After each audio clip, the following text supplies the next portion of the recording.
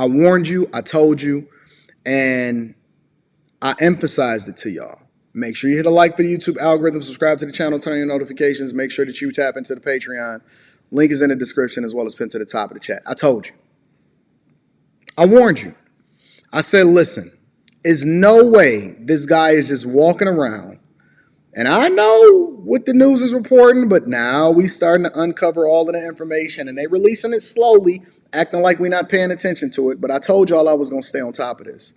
I warned you. If you ever want to see something, 9 times out of 10, the downfall of a man is going to come at the hands of a woman. 9 times out of 10, the downfall of a man, especially a rich one, is going to come at the hands of a woman, especially if he does not have dick discipline. How many times do we have to see this play out? Black men, white men, all across the board. How many times do I got to keep telling y'all that I'm right? How many times? I'm curious.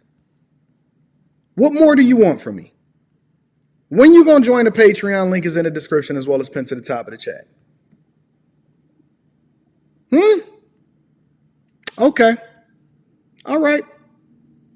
You want to sit there and run in the Victim Olympics? Okay, well, then let's talk about it. I'm curious. Well, Bob Lee, an ultimately white name. Let's find out exactly more about what happened to Bob Lee before we get into Derrick Jaxn. And why was Bob Lee ultimately offed? Why was Bob Lee? I'm going to read Super Chat shortly. Shout out to Brock.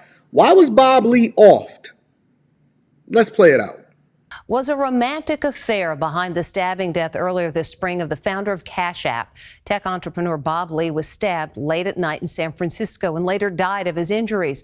And according to a bombshell report, the suspect's sister and the victim were an item on an underground party scene. Let's stop there. Let's stop there. I've been telling y'all this for a long time, and I'm going to emphasize it to you again. And this is why when y'all get coaching calls with me, it can't just be about the money. It can't just be about how can I get to the bag. I need to know who you are, and I need to know what it is that I'm enabling you to do. Because I don't want to be responsible for you going out here making a bunch of money and then you becoming a worse version of yourself, because we know that money doesn't make you a better person. It makes you more of what you already are. Character is the thing that will keep you when your success is taking you somewhere that you can't really handle.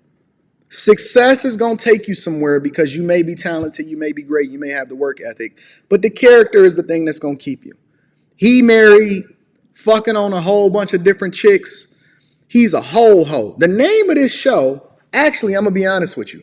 I wanted to name this show Ho Ho Ho, but instead, I reduced it down to 2 words, Super Ho. Super Ho. Black Lives Matters, hold y'all out. Finessed y'all, took y'all money, and then got the fuck up out of there. Bob Lee, he was a ho-ho, not a half a ho. He a ho-ho. And he was out here fucking on somebody else's wife. I warned you. I warned you. Not just fucking on somebody else's wife, fucking on a bunch of chicks' wives. Or fucking up a bunch of dudes' wives, and allegedly in this whole underground deviant scene.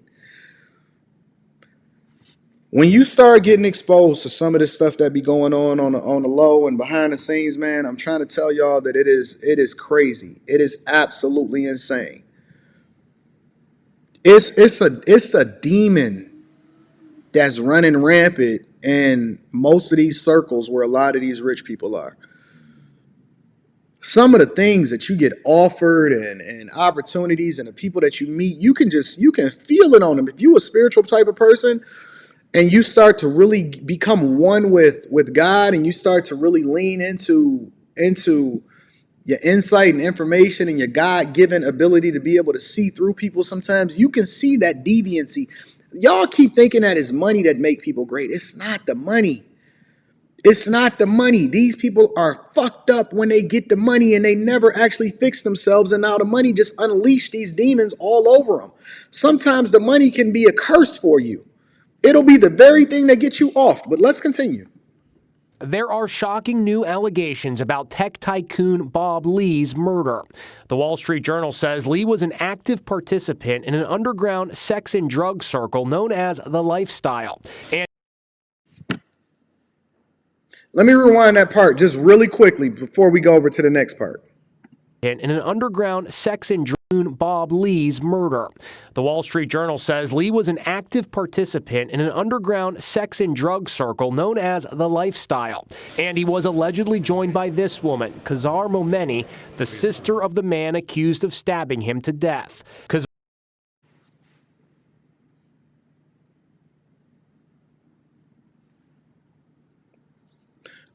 When this story first came out, and they said that this motherfucker was just walking around early in the morning, aimlessly took a flight over to fucking San Francisco from Miami, and he was just so happened to get stabbed. I said, man, that's y'all lying to me.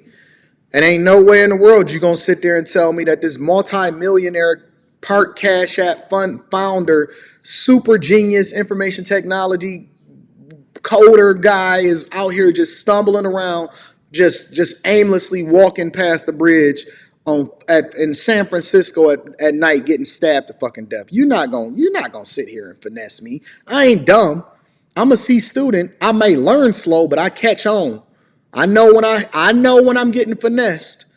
Ain't no way. I said it in the very beginning when we first started talking about this. I said that this dude, this is not what it is that y'all presenting it to be, and y'all need to open y'all eyes. But okay, so let me play it one more time for the people in the back.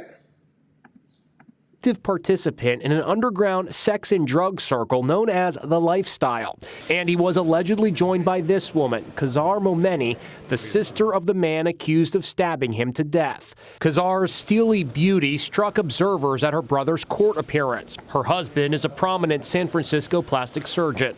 Her brother... Back up for a minute. Look at her husband. They all in this sex cult, lifestyle, drug abuse, underground demonic scene. Her husband is a fucking plastic surgeon standing by her side while she's at the trial of her brother that allegedly stabbed the Cash App founder to death, that the Cash App founder, man, was also fucking on. Do I need to break that down for you one more time just so you can understand what the fuck is going on? White woman married to plastic surgeon, brother stabs Cash App founder. She's allegedly also fucking on the Cash App founder, who's fucking on everybody else, and they all partying and doing drugs with each other. Is that good enough for you? Okay, let's continue. Because I guarantee you there's more to it than this. I guarantee you, listen, it is way more to the story, and we are going to start to mine out and uncover this because I got my eye on these motherfuckers, and they not going to just get away with it. Brother allegedly killed Lee after an argument over whether his sister and Lee were doing anything inappropriate. Lee is the founder of Cash App, the popular cell phone payment app. According to the Wall Street Journal, Nima and Lee were both involved with the secretive group, The Lifestyle. The secret society is reminding many of the Tom Cruise movie Eyes Wide Shut. That's right. That is the password. Were you shocked to learn that Bob Lee was sort of living this double life? Absolutely. I mean, I'm not. I said it the very minute that this first uncovered. I said, oh, he was into some shit. Shout out to Brandon Williams for the fireball holding me down on Cash App. I appreciate you.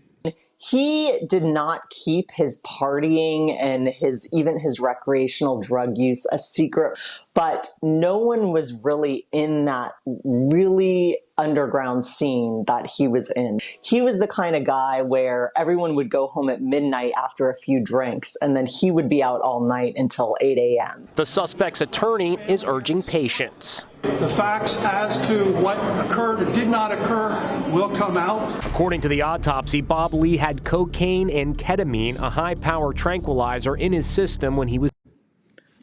In his system, he had ketamine and cocaine when they found him.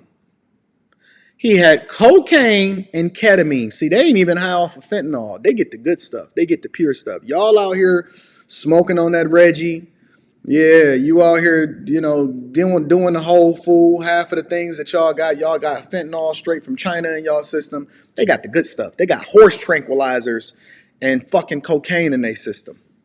Was killed. When you read about it, you sort of see scenes from that movie Eyes Wide Shut. It does seem a little bit like that, and it's a scene that is just so foreign to most of us, even those of us living in the city. So it's a little hard to wrap your head around. An attorney for the suspect's sister says there are many rumors circulating around this case, and many are untrue. Yeah, but what is true? What is true?